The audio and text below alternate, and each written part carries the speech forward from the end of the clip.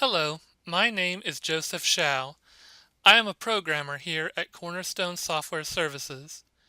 In the next three videos, I will be introducing you to the new and improved Custodias, otherwise known as Custodias version 9, and walking you through the various tasks that you will be performing in it.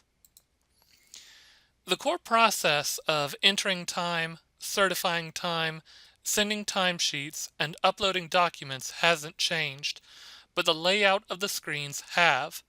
This is because Custodias is now mobile friendly, meaning you can now enter your time from your phone if you're ever away from a computer for an extended length of time.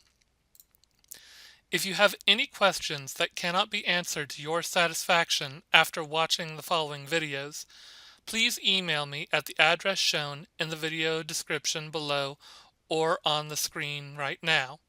Thank you and have a great day.